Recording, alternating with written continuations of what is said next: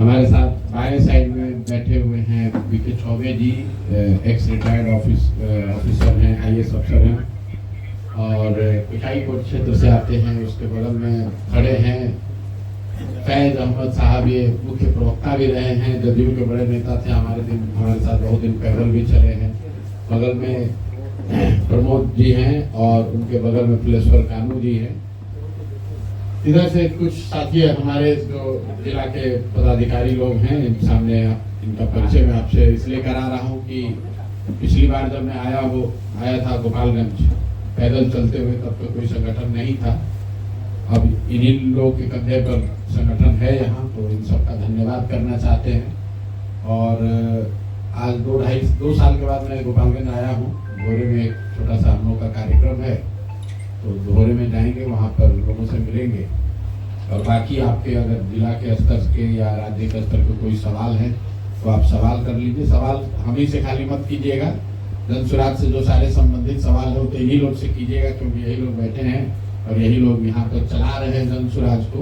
तो सवालों कोई बोलना चाहता है तो ठीक। मेरा पहला सवाल है कि बागेश्वर धाम का पंडित धीरेन्द्र शास्त्री ने भोरे में 5 दिवसीय कार्यक्रम किया था, जिसमें हिंदू राष्ट्र की घोषणा की, और आप भी गोपालगंज जिला में आम सभा करने जा रहे हैं, उसी स्थान को क्यों चुने? नहीं, देखिए, हिंदू राष्ट्र की घोषणा कोई बाबा थोड़े ही न कर सकते। हिंदू राष्ट्र, हम लोग का जो राष्ट्र है वो तो जो इसके फाउंडिंग फादर्स हैं, उन्होंने एक व्यवस्था बनाई है, उसके देश को चलाने के लिए एक संविधान बनाया है, और हम लोग का सेकुलर देश है, वैसे ही रहेगा। हम यहाँ से खड़े होकर कुछ भी बोल दें, आप कुछ भी बोल दें, हर आप लोकतंत्र है, सबको अपना बोलने की सबको आज़ादी है, लेकिन देश को कोई बाबा नहीं चलाते हैं। देश को देश के जनप्रतिनिधि चुने हुए सांसद चलाते हैं, और संसद में तो अभी भी जो हम लोग की जानकारी है, देश सेकुलर देश है, और उसको चलाने के लिए एक व्यवस्था बनी हुई है, जिसके लिए जिसको हम संविधान कहते हैं। और संविधान की प्रस्तावना में और संविधान की भावना में देश को सेकुलर देश ही, सर्वधर्म सम्मान वाली बात ही है। बाकी कोई बाबा आकर क्या कहता है उसका कोई बहुत महत्व नहीं है। भोरे में ही पहला सभा नहीं, भोरे में क्यों की है इसका कोई, जिला के लोगों ने जहाँ पर कहा वहीं पर कर रहे हैं। ये कोई उसके पीछे कोई स्ट्रेटेजिक सोच नहीं है कि भोरे में क्यों कर रहे हैं और बैकुंठपुर में क्यों नहीं कर रहे हैं, या कुचाईकोट में क्यों नहीं कर रहे हैं, हथुआ में क्यों नहीं कर रहे हैं। पहले जब पैदल यहाँ चले हैं तो पूरा गोपालगंज ही चले हैं। अब जब वापस आए हैं, लोगों ने कहा भैया भोरे में किया जाए, तो भोरे में कर रहे हैं। गोपालगंज के एमएलसी है राजीव कुमार, वह जो है भाषण दे रहे थे, तो उसमें बोले कि हमने जो चुनाव जीता है 18 करोड़ रुपए की लागत आई। इस पर आप क्या बोले? अब कुछ नहीं बोलेंगे, इतना ही बोलेंगे। उन्होंने व्यक्तिगत तौर पर क्या कहा उस पर तो कुछ नहीं बोलेंगे, लेकिन ये दिखाता है कि बिहार की राजनीति में पैसे का जो प्रभाव है वो किस कदर पिछले 5-10 सालों में बढ़ा है। बिहार में बाकी बहुत कमियां हैं, लेकिन ये एक चीज जो है, ये थोड़ा हम लोग इससे बचे हुए थे। मेरा अपना मानना है कि दक्षिण के राज्य जो बहुत तरक्की कर रहे हैं बिहार के मुकाबले, वहाँ पर राजनीति में पैसे का बोलबाला बहुत ज्यादा है, बिहार, यूपी, मध्य प्रदेश, बंगाल के मुकाबले। लेकिन पिछले 2 साल से जब मैं बिहार में घूम रहा हूँ, तो मुझे ये देखने को मिल रहा है कि अब बिहार में भी धीरे धीरे जाति के साथ साथ धर्म के धार्मिक उन्माद और पैसे का भी प्रभाव शुरू हो गया है। और इसकी शुरुआत मुझे लग रहा है कि निचले स्तर से हुई है। विधायक और सांसद के मुकाबले जो मुखिया का चुनाव है, जो नीचे स्तर के प्रमुख के जो चुनाव हो रहे हैं, जो जिला पार्षद के चुनाव हो रहे हैं, उसमें पैसे का प्रभाव बहुत तेजी से बढ़ा है। जो लोग पुराने यहाँ मुखिया हैं, आप लोग भी समाज में रहते हैं, 2001-2006 तक मुखिया के चुनाव में कोई पैसा खर्च नहीं हो रहा था। लेकिन जो 16 में 21 में मुखिया लोग चुनकर आए हैं, ज्यादातर साथी उसमें बता रहे हैं कि बहुत पैसा खर्च हुआ है। कितना हुआ है उसको लेकर अनुमान लगाया जा सकता है, कई बार आदमी बढ़ाकर भी बताता है। एक बात समझिए, जो चुनाव लड़ता है वो जितना खर्च होता है उससे ज्यादा बताता है। क्यों बताता है? इसलिए कि ताकि वो जो भ्रष्टाचार कर रहा है उसको जस्टिफाई कर सके कि भाई इतना रुपया खर्च हुआ है तो कुछ तो चोरी करेंगे। और जो ये डायरेक्ट इलेक्शन नहीं है, जैसे प्रमुख का चुनाव है, जिला परिषद के चेयरमैन का चुनाव है, या जो जनप्रतिनिधियों के एमएलसी का चुनाव है, तो स्वाभाविक तौर पर जब मुखिया या उनको चुनने वाले लोग बहुत खर्चा करके आएंगे तो वोट देते समय उसकी कीमत भी लगाएंगे। उसमें भी आप देख रहे हैं कि ये पिछले 10 साल की ये घटना, मतलब 10 साल पहले यहाँ एमएलसी के चुनाव में करोड़ खर्च करना बहुत बड़ी बात है। और मैं तो 15 में बिहार में मैंने चुनाव कराया है। मुझे लगता है कि मतलब जो आधिकारिक लिमिट है उस पर तो कोई चुनाव नहीं लड़ता है, सच्चाई तो यही है।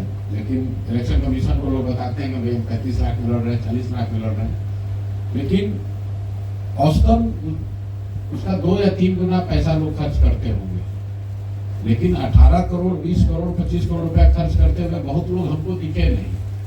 दावा लोग कुछ भी कर लें, कोई इक्का दुक्का अपवाद हो सकता है। 15 में तो हमने पूरे बिहार का चुनाव देखा है, इतना पैसा खर्च कोई नहीं करता है। अच्छा सर, लेकिन एमएलसी वगैरह का जो चुनाव है, प्रमुख का चुनाव है, जिला पार्षद के चेयरमैन का चुनाव है, वो विशुद्ध तौर पर खरीद फरोख्त का चुनाव हो गया है। और इसीलिए आपको इस तरह की वक्तव्य सुनने को मिल रहे हैं। अच्छा, पटना में बालू कारोबारी की हत्या हो गई, दौड़ाकर गोली मारा गया। भागलपुर में नित्यानंद राय के भांजे की हत्या हो गई, बहन को भी गोली मारी गई, और पुलिस कह रही कि हम काउंटर कर रहे हैं, इससे अपराध रुक जाएगा। अपराध तब रुकेगा जब सरकार का इकबाल हो। बिहार में सरकार का इकबाल खत्म हो गया है। आपने एक वो दौर हम लोगों ने देखा था जब लालू जी का राजद का अंतिम दौर चल रहा था, तो अपराधियों का इतना मनोबल बढ़ा हुआ था कि हर दिन ये घटनाएं आम हम लोग को सुनने देखने को मिलती थी। उसी तरीके से हम तो पिछले 2 वर्ष से आपको कह रहे हैं कि धीरे धीरे नीतीश कुमार जी के सरकार का इकबाल खत्म हो गया है। कोई डर नहीं रहा है, कोई व्यवस्था नहीं है। और उसको अगर गहराई से आप समझना चाहते हैं कि बिहार में अपराध क्यों बढ़ा, लॉ एंड ऑर्डर इतना खराब क्यों हुआ, अगर आप जाकर आंकड़ों में देखिएगा तो आपको सीधा इसका कोरिलेशन दिखेगा शराबबंदी से। मैं बात कहता हूं, लोग समझते नहीं है। शराबबंदी से 2017 से बिहार में लॉ एंड ऑर्डर की स्थिति पुनः बिगड़नी शुरू हुई है, चाहे सरकार नीतीश और भाजपा की हो या राजद के साथ उनका गठबंधन हो। भाई नीतीश कुमार तो वही है, प्रशासनिक तंत्र वही है, व्यवस्था वही है, फिर 17 के बाद क्यों बिगड़ा है? इसकी वजह यह है कि लॉ एंड ऑर्डर को इम्प्लीमेंट करने के लिए जो व्यवस्था बनी हुई है, जो लोग, जो प्रशासन है, उसका एक बहुत बड़ा तंत्र, एक बहुत बड़ा हिस्सा सिर्फ और सिर्फ शराबबंदी को लागू करने, उसको बचाने, छिपाने, कमाने के में लगा हुआ। अगर थाने में 15 व्यक्ति हैं और 10 आदमी सिर्फ शराब के धंधे में लगे हुए हैं या शराब के काम में लगे हुए हैं, तो स्वाभाविक तौर पर जो रूटीन लॉ एंड ऑर्डर है वो अफेक्टेड होगा। इसीलिए आप देख रहे हैं कि 17 के बाद से धीरे धीरे बिहार में स्थिति बिगड़ती चली जा रही है।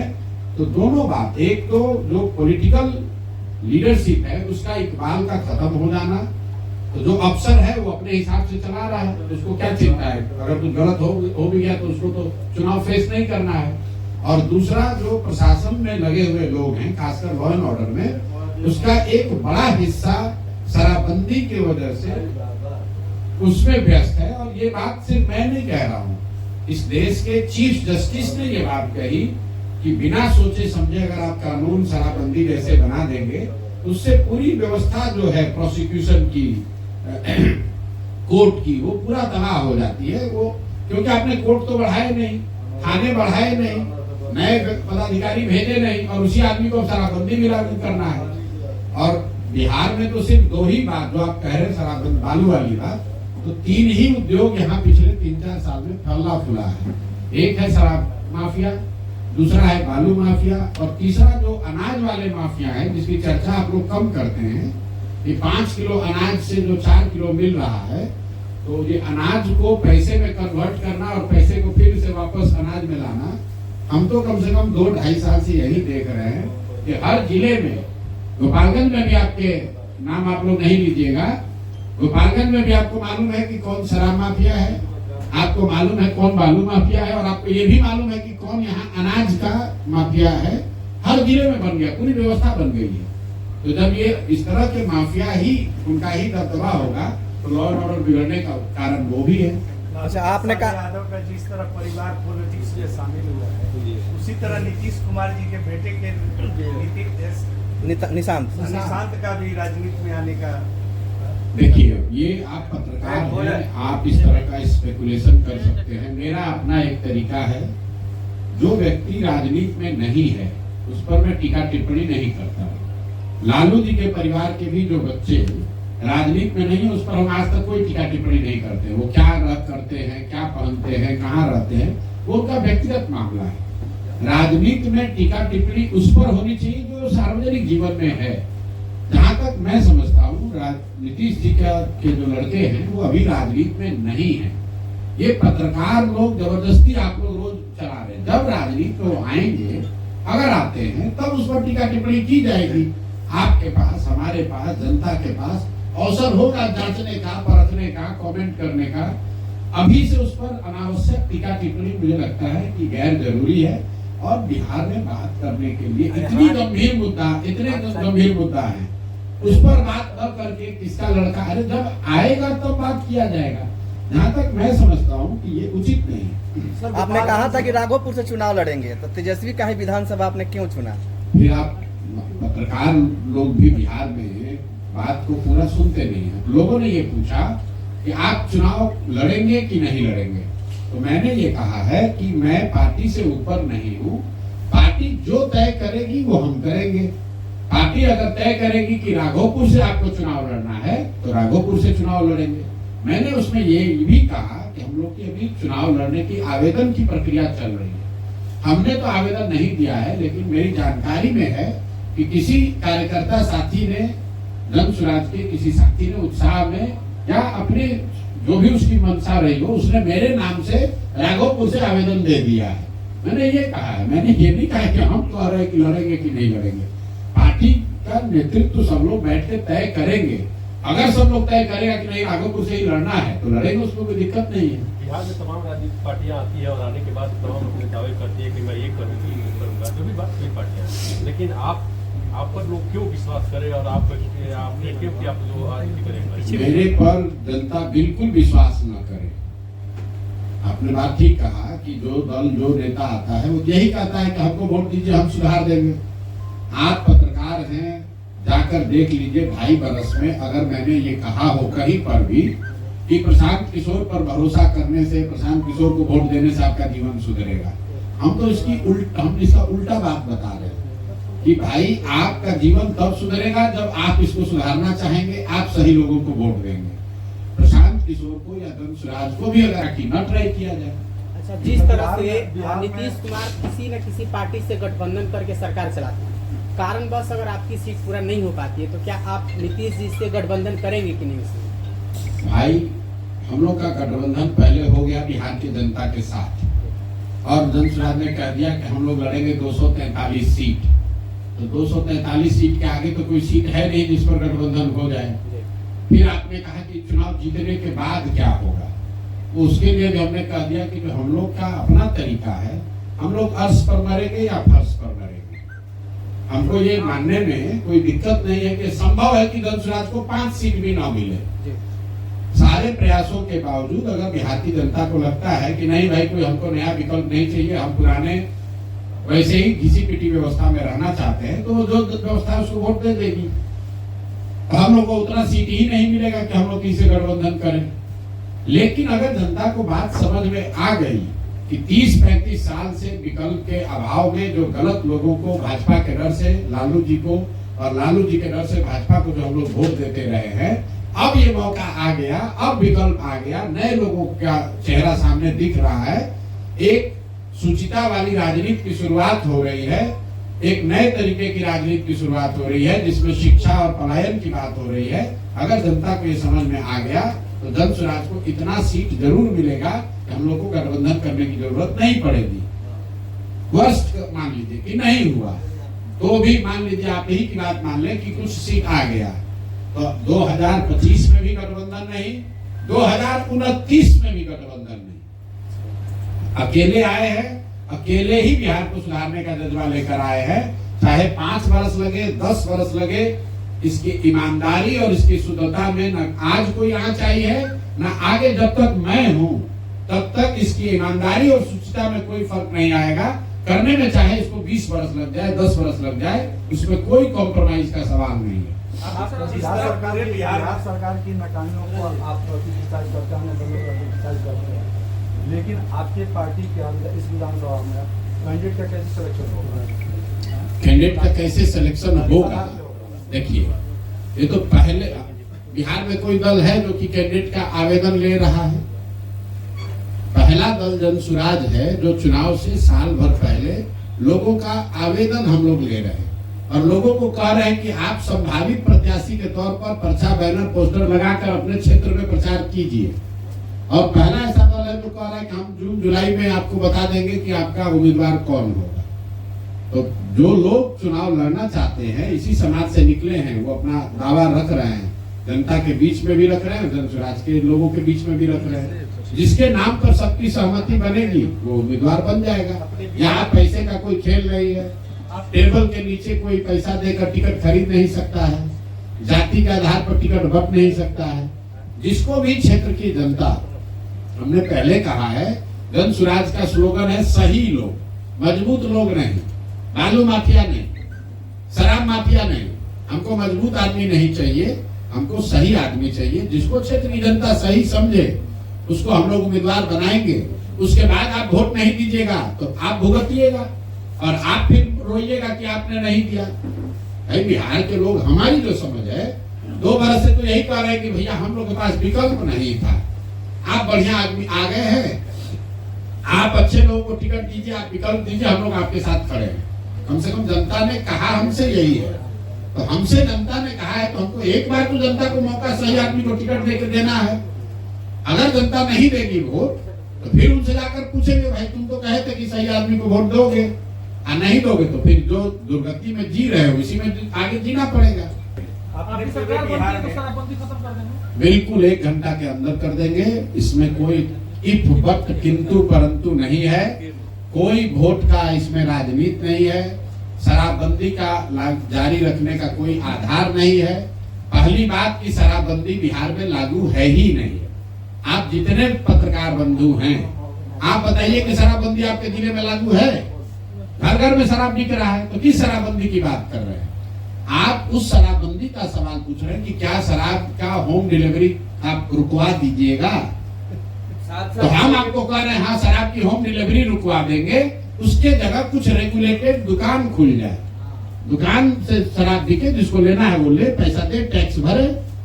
क्योंकि ये जो दुकान बंद, शराबबंदी के नाम पर दुकान बंद हो गई और होम डिलीवरी चालू हो गया, इससे घर घर शराब बिक रही है, बच्चों का जीवन खराब हो रहा है और बिहार सरकार का, गरीब जनता का 15 से 20 हजार करोड़ रुपए का सालाना नुकसान हो रहा है। ये पैसा जा कहाँ रहा है?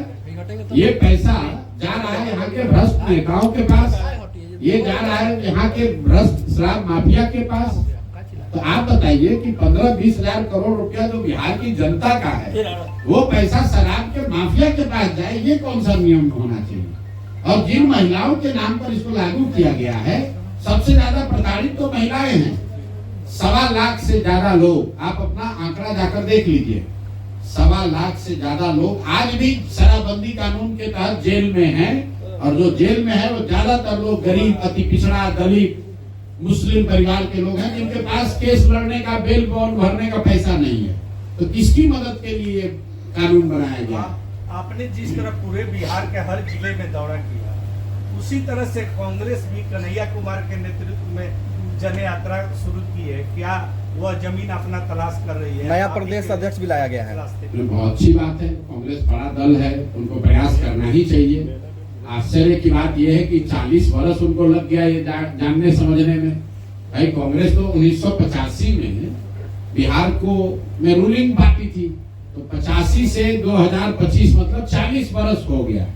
40 वर्ष के बाद ही सही, अगर हम लोग के प्रयास से कांग्रेस जग जाए या कोई दूसरा दल जग जाए, यही तो ताकत हम आपको बता रहे हैं कि जनसुराज के आने से बिहार नहीं सुधरेगा। जन सुराज के आने से यहाँ लोकतंत्र जिंदा होगा। सारी पार्टियों पर यह दबाव होगा कि हम काम नहीं करेंगे तो हमको जनता वोट नहीं देगी। तो कांग्रेस भी सजग होगी, राजद भी सजग होगा। राजद भी मुसलमानों को जो बंधुआ मजदूर समझता है वो नहीं समझेगा। नीतीश भाजपा भी हिंदू समाज के जिन लोगों को अपना बंधुआ मजदूर समझते हैं कि लालू के डर से हम ही को वोट देगा, वो लोग भी डरेंगे। तो ओवरऑल बिहार का फायदा होगा। जनसुराज करे ना करे, जनसुराज के इस प्रयास से बिहार के लोगों का, बिहार की व्यवस्था का सुधार होना ही होना है। क्योंकि सब राजनीतिक दल जब कंपटीशन होगा तो सारे राजनीतिक दल सजग होंगे, सब लोग प्रयास करेंगे, सबके कार्यकर्ता जमीन पर उतरेंगे। तो अगर राजनीतिक दलों के कार्यकर्ता नेता जनता के बीच में जाते हैं तो फायदा तो जनता का है, बिहार की जनता का है। अच्छा, आखिरी सवाल, लालू फैमिली पर ईडी कार्रवाई को किस रूप में आप देखते हैं? लालू फैमिली पर ईडी कार्रवाई और सीबीआई कार्रवाई कोई पहली बार तो हो नहीं रहा है। पिछले 30-40 सालों से लालू जी का जेल और कोर्ट से बराबर का ही नाता है, आते जाते रहते हैं। अब उन पर जब केस है तो केस में एजेंसी उनको घेरेगी। दो बात है, जो उनके समर्थक हैं वो कह सकते हैं कि भाई उन पर सरकार उनको परेशान कर रही है। तो आपको ये पूछना चाहिए कि भाई लालू जी के जब यूपीए की सरकार थी, लालू जी की सरकार थी, तब भी सीबीआई उनको पकड़ कर ले गई थी, तब भी सीबीआई उन पर केस कर रही थी। जब पहली बार लालू जी पर चार्जशीट हुआ उस समय तो देवगौड़ा जी प्रधानमंत्री थे। लालू जी के बनाए हुए सरकार के दौरान ही उन पर सीबीआई ने एक्शन लिया था। तो ये चारा घोटाला से जो दौर शुरू हुआ है पिछले 30-40 सालों से लालू जी पर इस तरह की कार्रवाई या उनसे जुड़े हुए लोगों पर होती रही है। उसमें कितनी सच्चाई है, नहीं सच्चाई है, हम नहीं जानते हैं। लेकिन जो यहाँ पर कानूनी व्यवस्था है उसके तहत कार्रवाई हो रही है। जहां तक मुझे लगता है कि इस कार्रवाई को अपने गति से होने देना चाहिए। दूध का दूध, पानी का पानी हो जाएगा। बिहार का सबसे बड़ा समस्या है पलायन, कैसे सर उसे रोक पाएंगे? जो और अगर 1000 बार पिछले 2.5 वर्षों में गांव-गांव जाकर हमने बताया कि बिहार में पलायन को, अगर लोगों के पलायन को रोकना है तो उसके लिए सबसे पहले पूंजी का पलायन रोकना है। पूंजी के पलायन के रुकने से बुद्धि का पलायन रुकेगा, और बुद्धि का पलायन अगर रुक जाए तो श्रम का पलायन अपने आप रुक जाएगा। हर साल बिहार से जो 2.5 लाख करोड़ रुपया बैंकों के माध्यम से आपका हमारा पैसा बिहार से बाहर जा रहा है, उस पैसे को जनसुराज रोकना चाहता है। अगर बैंकों से ये पैसा बाहर जाना रुक जाए तो हर साल बिहार में 2 से 2.5 लाख करोड़ रुपया अलग से बजट के अलावा 2 से 2.5 लाख रुपए का निवेश होने लगेगा। जैसे ही ये पैसा यहाँ रहने लगे तो लोग, बहुत बड़ी संख्या में यहाँ छोटे मोटे रोजी रोजगार शुरू हो जाएंगे, और उसी से हम लोग कह रहे हैं कि साल भर के अंदर पलायन रुकेगा। दूसरा पलायन रोकने के लिए हम लोगों ने ये कहा कि अगर मनरेगा को खेती से जोड़ दिया जाए तो बहुत बड़ी संख्या में जो कृषि आधारित मजदूर बाहर जा रहे हैं वो बिहार में ही कृषि आधारित जो क्षेत्र में मजदूरी कर पाएंगे। तो जनसुराज ने 2 रास्ते बताए हैं। पूंजी का पलायन रोककर बुद्धि और श्रम का पलायन रोका जाए, और दूसरा जो खेती आधारित व्यवस्था है उसमें मनरेगा को खेती से जोड़कर बहुत बड़ी संख्या में जो खेतिहर मजदूर हैं उनके पलायन को रोकने की बात कही गई है। सर, आप जिस तरह कह रहे हैं कि शराबबंदी 1 घंटा में शुरू कर देंगे, क्योंकि आप गोपालगंज में प्रेस कॉन्फ्रेंस कर रहे हैं, इस स्थिति में गोपालगंज की 3 समस्या सदियों से रहा है, और जो भी पार्टी आता है कहता है गंडक, गुंडा और गंडा, और उसके जो समस्या रहा है सदियों से आती रहा है। तो क्या आप आश्वस्त करेंगे गोपालगंज की जनता को? इसी तरह का भाषण कर दिए। मैं गोपालगंज की जनता को ये कहूंगा कि अगर पूरा बिहार डूब रहा है तो उसमें गोपालगंज नहीं सुधर सकता है। अगर जहाज डूबेगा तो उसमें बैठा हुआ हर आदमी डूबेगा। पूरे बिहार में अगर चीनी मिल बंद हो रहा है तो गोपालगंज में गन्ना किसानों का भला नहीं हो सकता है। अगर पूरे बिहार में बाढ़ और नदियों के कटाव की समस्या है तो यहाँ पर गंडक की समस्या से निजात नहीं दिलाया जा सकता है। अगर पूरे बिहार में गुंडागर्दी और लॉ एंड ऑर्डर खराब है तो गोपालगंज को आप स्विट्जरलैंड नहीं बना सकते हैं। तो जनसुराज की ये सोच नहीं है कि हम आए गोपालगंज में तो कह दिए भैया हम यहाँ गन्ना का ठीक कर देंगे। जो बात हम लोग बता रहे हैं कि जब तक बिहार की स्थिति नहीं सुधरेगी तब तक गोपालगंज की भी स्थिति नहीं सुधरेगी, सिवान की भी नहीं सुधरेगी, चंपारण की भी नहीं सुधरेगी। ऐसा तो है नहीं कि सिवान बहुत अच्छा चल रहा है और गोपालगंज खराब है। ऐसा तो है नहीं कि चंपारण में चीनी मिल बढ़िया चल रहा है और गन्ना किसान गोपालगंज में परेशान है। लेकिन इसके साथ साथ जब हम लोगों ने पदयात्रा की है तो ये भी कहा कि एक बिहार को सुधारने का मैप है, साथ साथ गोपालगंज नहीं, गोपालगंज के 200 से ज्यादा अलग अलग प्रखंडों का योजना बनाकर जारी करने की बात कही है। आप पूरे गोपालगंज की बात कर रहे हैं, यहाँ पर अंतर्राज्यीय बस अड्डा बनना चाहिए, इसकी भी बात करनी है। और जो गंडक के कटाव का मामला है, बाढ़ का मामला है, उसकी भी बात करनी है। आप जल जमाव की जो यहाँ समस्या है उसकी बात आप नहीं कर रहे हैं। गोपालगंज में आधा अगर पंचायत बाढ़ से प्रभावित है तो करीब करीब आधा पंचायत में जल जमाव की भी तो समस्या है। ऐसा तो नहीं है कि यहाँ 2 चीनी मिल जो चल रहा है वहां पर भी जो उस गन्ने के तौल में जो चोरी हो रही है उसकी तो उसका तो आप सवाल नहीं उठा रहे। जो यूपी के मुकाबले यहाँ कम पैसा गन्ने को मिल रहा है, गन्ने के उत्पादकों को मिल रहा है, उसकी बात आप नहीं कर रहे हैं। जो गन्ने की 3 क्वालिटी है और वो 3 क्वालिटी में कैसे मिल मालिक जबरदस्ती आपको वो गन्ना उपजाने पर मजबूर कर रहे हैं जिसमें कीड़ा ज्यादा लग रहा है। हम तो गांव गांव जाके ये समस्याओं को हमने देखा है, हमको पत्रकार वार्ता में आके जानने की जरूरत नहीं है। हर पंचायत का ये समस्या बताया गया है। मुझे लगता है कि गन्ने का जो ये किस्म है, जो 3 जो श्रेणी है, वो तो सबसे बड़ी समस्या किसानों ने मुझे वो बताया कि जो किसान यहाँ गन्ना उपजाता था उसको हटाकर मिल वाले कह रहे हैं तुम हमारा वाला उपजाओ, ग्रेड ए वाला, और उस ग्रेड ए में इतना ज्यादा कीड़ा लग रहा है कि उस बेचारा ऐसे ही नुकसान हो रहा है। वही हाल है तो यहाँ पर सबसे बड़ी चोरी तो यहाँ पर तौल में है, गन्नों के गन्ना के तौल में जो चोरी है वो माफिया की तो बात ही नहीं कर रहे हैं आप लोग। तो जब तक पूरी व्यवस्था नहीं सुधरेगी तो सिर्फ गन्ना गंडक गुंडई की बात करने से नहीं होगा। ये तो बात 40 साल से चल रही है। मैं आपको ये कहना चाह रहा हूँ कि बिहार की व्यवस्था सुधरेगी तो जब गोपालगंज भी सुधरेगा।